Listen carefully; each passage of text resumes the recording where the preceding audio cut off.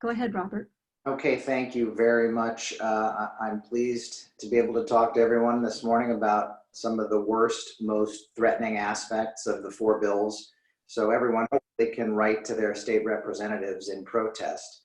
Um, as a starting point, I want to just mention that some of these bills are written so opaquely that it is hard to understand with real certainty large parts of them. And if that's true for me, who deals with this stuff every day, how is the layperson going to try to grapple with this language? And then in turn, you have to say, is that deliberate or is that just carelessness? Either way, it makes these bills doubly dangerous because we don't know for sure what all of the intended or unintended consequences will be. And some of these bills, I believe, have time bombs embedded in them. So they're just very dangerous. I like to say that, it would be great if first and foremost, the most important law in the books would say that every other law has to be clearly written. And there are actually laws that say that. And I wanted to tell everyone this because, this is something that transcends so much of this debate, which is that bills are written in a manner that almost make it so frustrating that people want to give up. But it shouldn't be that way. And there's a guideline, which is a regulation under California law, under the California Environmental Quality Law. And that says, quote, that environmental impact reports, quote, shall be written in plain language so that decision makers and the public can rapidly understand, close quote. And that's section 15140. So, that exists and that should be mandated. But unfortunately, that's not what we're dealing with in some of these bills. And hopefully the discussion this morning will help clarify.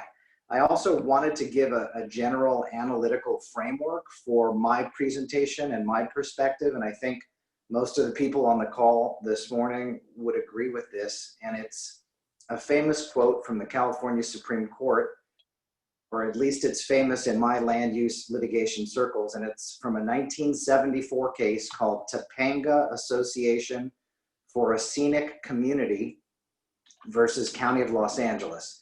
And in it, our Supreme Court said the following, quote, a zoning scheme, after all, is similar in some respects to a contract.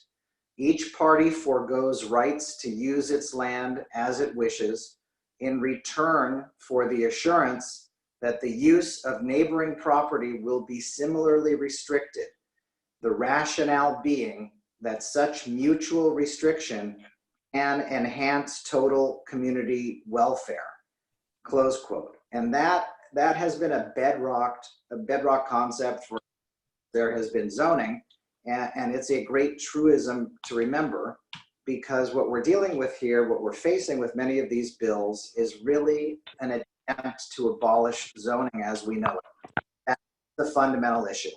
A couple other quick overview issues. These bills are all an attack on CEQA. They don't really attempt to modify CEQA or address any claimed deficiencies in CEQA. They just try to do an end run around CEQA. And that is truly one of their worst aspects.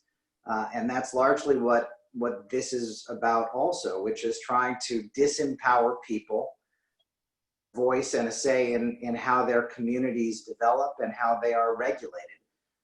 And the laws that would be changed by these bills are often the expression of years of work with communities, with cities and counties to guide the growth that they want in their communities, and to just throw them out the window and frustrate people's legitimate, often investment-backed expectations is not the way to go. Certainly, I don't believe so.